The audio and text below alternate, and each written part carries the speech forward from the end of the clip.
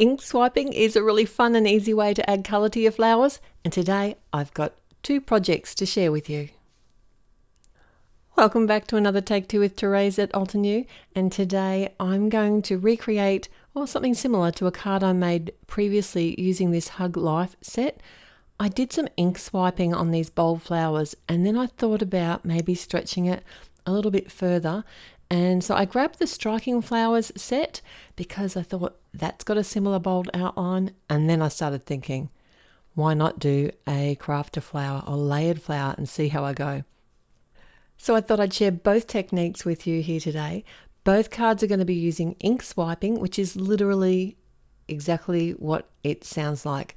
I'm just using the ink pads and swiping them direct onto the 80-pound Nina cardstock.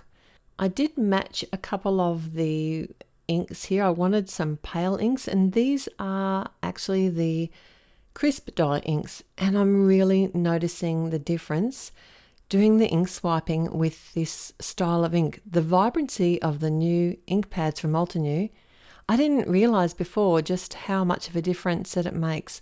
I know admittedly my other ink pads are older, but I've never felt like I needed to re-ink them for just typical stamping.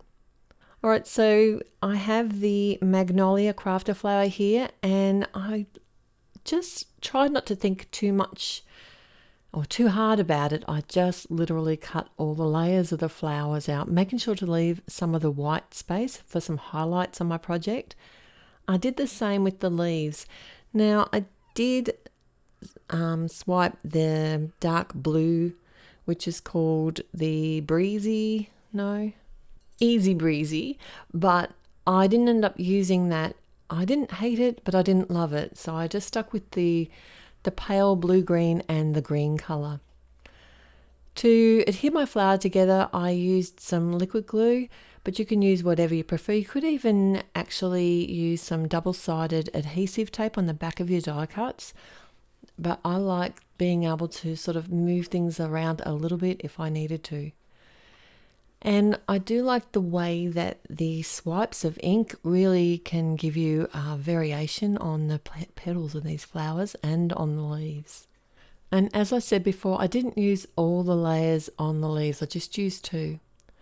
Now I've got a piece of pale grey cardstock here. I've stamped a sentiment, which is from the Silk Art stamp set, and I've popped up a panel on the front of my card. I kept this card very clean and simple.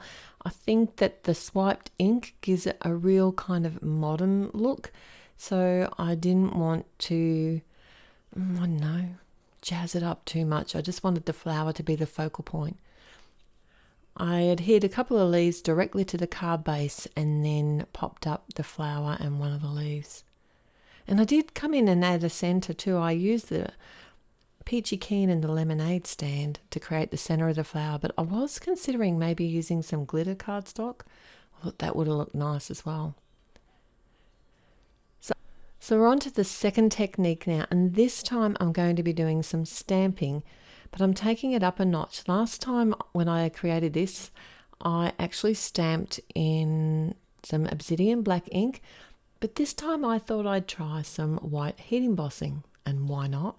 And rather than doing small flowers and making my own bouquet, I thought it would be fun to see how it looks using a large flower. And this Striking flower, I can't stop using it. It's just amazing. It makes me happy. And I'll tell you another thing here that made me really happy was adding the blue that's called Ride the Wave ink to the purple. I wasn't sure at first. I thought, well, what have I got to lose? Mix your colours, give it a go, and it just gave it the depth that flower needed. This time I decided to make a sympathy card, so I've got a sentiment from the Fragile Foliage stamp set. I did use the obsidian here again, but I wanted to come in and add some splatters to my background. And I forgot how vibrant this ink was. So I added way too much ink to my block, but that's okay. I will learn for next time. Well, not straight away, maybe next time, because I did come in and add the blue and the purple splatters and popped up my flower and the leaves on the front of the card.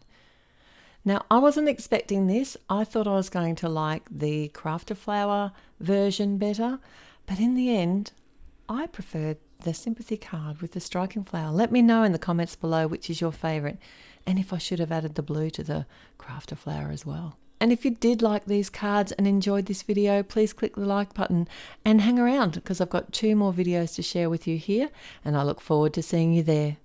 Till next time, happy paper crafting. Bye.